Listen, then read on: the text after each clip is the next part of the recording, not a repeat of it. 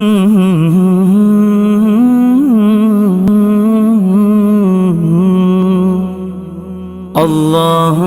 صلی السلام وسلم. علیکم اسلام اینڈ پاکستان یوٹیوب چینل کے پیارے دوستوں، ناظرین و سامعین کرام، آج ہم بات کریں گے پاکستان کے اندر موجود ایک ایسے عذاب کے بارے میں جس نے پوری پاکستان کو اپنی لپیٹ میں لے رکھا ہے۔ جی ہاں، میری مراد ہے ٹڈی دل، جو کہ اس وقت پاکستان کے اندر تباہی کا سبب بنا ہوا ہے۔ ناظرین و سامعین کرام، یہ جو مکڑیوں کا عذاب پاکستان کے اندر اس وقت موجود ہے، یہ کوئی نیا عذاب نہیں۔ فرعونیوں پر اللہ پاک نے لگاتار 5 عذاب نازل کیے تھے۔ یہ جو 5 عذاب تھے، اس کے اندر جو دوسرا عذاب تھا وہ اللہ تبارک و تعالی نے فرعونیوں پر ٹڈی دل کا عذاب مسلط کیا تھا۔ یہ عذاب آج کا نہیں بلکہ کئی ہزار سال پہلے کا یہ عذاب ہے۔ ہم یہ پورا واقعہ میں آپ کو سناؤں گا کہ عذاب کس طرح آیا تھا، وہ 5 عذاب کون سے تھے، ہم یہ پورا واقعہ سنیں گے۔ واقعے کی جانب جانے سے پہلے اگر ابھی تک آپ نے ہمارے چینل کو سبسکرائب نہیں کیا تو سبسکرائب فرما لیجئے، یہ آپ کا اپنا ہی چینل ہے، اور بیل آئیکن کے بٹن کو پریس کرنا تو ہرگز نہ بھولیں، کیونکہ اگر آپ بیل آئیکن کے بٹن کو پریس کر دیں گے تو ہماری ہر نئی آنے والی انفارمیشن سب سے پہلے آپ تک پہنچے گی۔ جزاک اللہ۔ آئیے واقعہ سنتے ہیں۔ جب حضرت موسیٰ علیہ السلام کا عصا اژدہا بن کر جادوگروں کے سانپوں کو نگل گیا تو جادوگر سجدے میں گر کر ایمان لائے، مگر فرعون اور اس کے تابعین نے اب بھی ایمان قبول نہ کیا، بلکہ فرعون کا کفر اور اس کی سرکشی اور زیادہ بڑھ گئی، اور اس نے بنی اسرائیل کے مومنین اور حضرت موسیٰ علیہ السلام کی دل آزاری اور ایذا رسانی میں بھرپور کوشش شروع کر دی اور طرح طرح سے ستانا شروع کر دیا۔ فرعون کے مظالم سے تنگ ہو کر حضرت موسیٰ علیہ السلام نے خداوند قدوس کے دربار میں اس طرح دعا مانگی کہ اے میرے رب، فرعون زمین میں بہت ہی سرکش ہو گیا ہے اور اس کی قوم نے عہد شکنی کی ہے، لہٰذا تو انہیں ایسے عذابوں میں گرفتار فرما لے جو ان کے لیے سزاوار ہوں اور میری قوم اور بعد والوں کے لیے عبرت بن جائیں۔ حضرت موسیٰ علیہ السلام کی دعا کے بعد اللہ تعالیٰ نے فرعونیوں پر لگاتار 5 عذابوں کا مسلط فرما دیا۔ وہ 5 عذاب کیا ہیں؟ سب سے پہلا تھا طوفان۔ ناگہاں ایک ابر آیا اور ہر طرف اندھیرا چھا گیا، پھر انتہائی زوردار بارش ہونے لگی، یہاں تک کہ طوفان آ گیا اور فرعونیوں کے گھروں میں پانی بھر گیا اور وہ اس میں کھڑے رہ گئے اور پانی ان کی گردنوں تک آ گیا۔ ان میں سے جو بیٹھا وہ ڈوب کر ہلاک ہو گیا، نہ ہل سکتے تھے نہ کوئی کام کر سکتے تھے۔ ان کی کھیتیاں اور باغات طوفان کی دھاروں سے برباد ہو گئے۔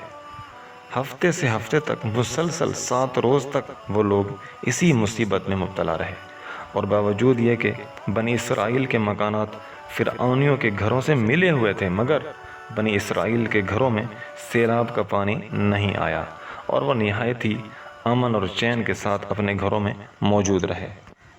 جب فرعونیوں کو اس مصیبت کی برداشت کرنے کی تاب اور طاقت نہ رہی اور وہ بالکل ہی عاجز ہو گئے، تو ان لوگوں نے حضرت موسیٰ علیہ السلام سے عرض کیا کہ آپ ہمارے لیے دعا فرما دیجئے کہ یہ مصیبت ٹل جائے تو ہم ایمان لے آئیں گے اور بنی اسرائیل کو آپ کے پاس بھیج دیں گے۔ چنانچہ آپ نے دعا مانگی تو طوفان کی بلا ٹل گئی اور زمین میں ایسی سرسبزی اور شادابی نمودار ہوئی کہ اس سے پہلے کبھی بھی دیکھنے میں نہ آئی تھی۔ کھیتیاں بہت ہی شاندار ہوئیں اور غلوں اور پھلوں کی پیداوار بے شمار ہوئی۔ یہ دیکھ کر فرعونی کہنے لگے کہ یہ طوفان کا پانی تو ہمارے لیے بہت بڑی نعمت کا سامان تھا۔ پھر وہ اپنے عہد سے پھر گئے اور ایمان نہیں لائے، اور پھر سرکشی اور ظلم اور عصیان کی گرم بازاری شروع کر دی۔ پھر حضرت موسیٰ علیہ السلام کی دعا کا اثر ہوا اور دوسرا عذاب مسلط کر دیا گیا۔ دوسرا عذاب ناظرین ٹڈیوں کا تھا۔ 1 ماہ تک تو فرعونی نہایت ہی عافیت سے رہے، لیکن جب ان کا کفر و تکبر اور ظلم اور ستم پھر بڑھنے لگا تو اللہ تعالیٰ نے اپنے قہر و عذاب کو ٹڈیوں کی شکل میں بھیج دیا۔ چاروں طرف سے ٹڈیوں کے جھنڈ آ گئے جو ان کی کھیتوں اور باغوں کو، یہاں تک کہ ان کے مکانوں کی لکڑیاں تک کو کھا گئے۔ اور فرعونیوں کے گھروں میں یہ ٹڈیاں بھر گئیں جس سے ان کا سانس لینا مشکل ہو گیا، مگر بنی اسرائیل کے مومنین کے کھیت اور باغ اور مکانات ان ٹڈیوں کے یلغار سے بالکل محفوظ رہے۔ یہ دیکھ کر فرعونیوں کو بڑی عبرت ہو گئی، اور آخر اس عذاب سے تنگ آ کر پھر حضرت موسیٰ علیہ السلام کے آگے عہد کیا کہ آپ اس عذاب کے دفع ہونے کے لیے دعا فرما دیں تو ہم لوگ ضرور ایمان لے آئیں گے اور بنی اسرائیل پر کوئی ظلم و ستم نہ کریں گے۔ چنانچہ آپ کی دعا سے 7ویں دن یہ عذاب بھی ٹل گیا، اور یہ لوگ پھر 1 ماہ تک نہایت ہی آرام اور راحت میں رہے، لیکن پھر عہد شکنی کی اور ایمان نہیں لائے۔ ان لوگوں کے کفر اور عصیان میں پھر اضافہ ہونے لگا۔ حضرت موسیٰ علیہ السلام اور مومنین کو ایذا دینے لگے اور کہنے لگے ہماری جو کھیتیاں اور پھل بچ گئے ہیں وہ ہمارے لیے کافی ہیں، لہٰذا ہم اپنا دین نہیں چھوڑیں گے۔ پھر ان پر تیسرا عذاب مسلط کیا گیا۔ 1 ماہ کے بعد ان لوگوں پر کمل کا عذاب مسلط کیا گیا۔ بعض مفسرین کا بیان ہے کہ یہ ایک گھن تھا جو ان فرعونیوں کے اناجوں اور پھلوں میں لگ کر تمام غلوں اور میووں کو کھا گیا، اور بعض مفسرین نے فرمایا کہ یہ ایک چھوٹا سا کیڑا تھا جو کھیتوں کی تیار فصلوں کو چٹ کر گیا اور ان کے کپڑوں میں گھس کر ان کے چمڑوں کو کاٹ کاٹ کر انہیں مرغ بسمل کی طرح تڑپانے لگا، یہاں تک کہ ان کے سر کے بالوں، داڑھی، مونچھوں، بھووں، پلکوں کو چاٹ چاٹ کر اور چہروں کو کاٹ کاٹ کر انہیں چیخ روح بنا دیا۔ یہ کیڑے ان کے کھانوں، پانی اور برتنوں میں گھس گئے، جس سے یہ لوگ نہ کھا سکتے تھے، نہ پی سکتے تھے، نہ لمحہ بھر سو سکتے تھے، یہاں تک کہ 1 ہفتے میں اس قہر آسمانی اور بلائے ناگہانی سے بل بلا کر یہ لوگ چیخ پڑے، اور پھر حضرت موسیٰ علیہ السلام کے حضور حاضر ہو کر دعا کی درخواست کرنے لگے اور ایمان لانے کا عہد دینے لگے۔ چنانچہ آپ نے ان لوگوں کی بے قراری اور گریہ زاری پر رحم کھا کر دعا فرما دی، اور یہ عذاب بھی رفع اور دفع ہو گیا۔ لیکن فرعونیوں نے پھر اپنا عہد توڑ کر یہ ثابت کر دیا کہ ہم آپ پر ایمان نہیں لائیں گے۔ پھر 1 ماہ کے بعد ان لوگوں پر مینڈک کا عذاب نازل کیا گیا۔ جی ہاں، مینڈک کا عذاب بھی ان لوگوں پر اللہ کی طرف سے نازل کیا گیا۔ ان فرعونیوں کی بستیوں اور ان کے گھروں میں اچانک بے شمار مینڈک پیدا ہو گئے، اور ان ظالموں کا یہ حال ہو گیا کہ جو آدمی جہاں بھی بیٹھتا اس کی مجلس میں ہزاروں مینڈک بھر جاتے۔ کوئی آدمی بات کرنے یا کھانے کے لیے منہ کھولتا تو اس کے منہ کے اندر مینڈک کود کر گھس جاتے۔ ہانڈیوں میں مینڈک، ان کے جسموں پر سینکڑوں مینڈک سوار رہتے۔ اٹھنے، بیٹھنے، لیٹنے، کسی حالت میں بھی مینڈکوں سے نجات نہیں ملتی تھی۔ اس عذاب سے فرعونی رو پڑے اور پھر روتے گڑ گڑاتے حضرت موسیٰ علیہ السلام کی بارگاہ میں دعا کی بھیک مانگنے لگے، اور بڑی بڑی قسمیں کھا کر عہد و پیمان کرنے لگے کہ ہم ضرور ایمان لے آئیں گے اور مومنین کو کبھی ایذا نہیں دیں گے۔ جب حضرت موسیٰ علیہ السلام کی دعا سے 7ویں دن یہ عذاب بھی اٹھا لیا گیا، مگر یہ مردود قوم راحت ملتے ہی پھر اپنا عہد توڑ کر اپنی پہلی خبیث حرکتوں میں مشغول ہو گئے، مومنین کو ستانے لگے اور حضرت موسیٰ علیہ السلام کی توہین اور بے ادبی کرنے لگے۔ تو پھر عذاب الہی نے ان ظالموں کو اپنی گرفت میں لے لیا، اور ان لوگوں پر خون کا عذاب قہر الہی بن کر اتر پڑا۔ جی ہاں، ان پر 5واں عذاب، خون کا عذاب ان پر نازل کیا گیا۔ ایک دم بالکل اچانک ان لوگوں کے تمام کنواں، نہروں کا پانی خون ہو گیا۔ تو ان لوگوں نے فرعون سے فریاد کی، تو اس سرکش نے کہا کہ یہ حضرت موسیٰ علیہ السلام کی جادوگری اور نظر بندی کا کمال ہے۔ یہ سن کر فرعونیوں نے کہا کہ یہ کیسی اور کہاں کی نظر بندی ہے کہ ہمارے کھانے پینے کے برتن خون سے بھرے پڑے ہیں اور مومنین پر اس کا ذرا بھی اثر نہیں۔ تو فرعون نے حکم دیا کہ فرعونی لوگ مومنین کے ساتھ ایک ہی برتن سے پانی نکالیں، مگر خدا کی شان کہ مومنین اسی برتن سے پانی نکالتے تو نہایت ہی صاف اور شفاف اور شیریں پانی نکلتا، اور فرعونی جب اسی برتن سے پانی نکالتے تو تازہ خالص خون نکلتا، یہاں تک کہ فرعونی لوگ پیاس سے بے قرار ہو کر مومنین کے پاس آئے اور کہا کہ ہم دونوں ایک ہی برتن سے ایک ہی ساتھ منہ لگا کر پانی پئیں گے، مگر قدرت خداوندی کا عجیب جلوہ نظر آتا ہے۔ ایک ہی برتن سے ایک ساتھ منہ لگا کر دونوں پانی پیتے تھے، مگر مومنین کے منہ میں جو جاتا تھا وہ پانی ہوتا تھا، اور فرعون والوں کے منہ میں جو جاتا تھا وہ خون ہوتا تھا۔ مجبور ہو کر فرعون اور فرعونی لوگ گھاس اور درختوں کی جڑیں اور چھالیں چبا چبا کر چوستے تھے، مگر اس کی رطوبت بھی ان کے منہ میں جا کر خون بن جاتی تھی۔ الغرض فرعونیوں نے پھر گڑ گڑا کر حضرت موسیٰ علیہ السلام سے دعا کی درخواست کی، تو آپ نے پیغمبرانہ رحم و کرم فرما کر پھر ان لوگوں کے لیے دعائے خیر فرما دی، تو 7ویں دن اس خونی عذاب کا سلسلہ بھی روک دیا گیا۔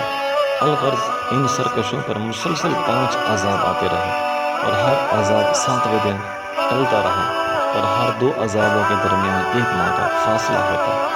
مگر فرعون اور فرعونیوں کے دلوں پر شقاوت اور بدبختی کی ایسی مہر لگ چکی تھی کہ پھر بھی وہ ایمان نہیں لائے اور اپنے کفر پر اڑے رہے، اور ہر مرتبہ اپنا عہد توڑتے رہے، یہاں تک کہ اللہ تعالیٰ کے قہر و غضب کا آخری عذاب آ گیا۔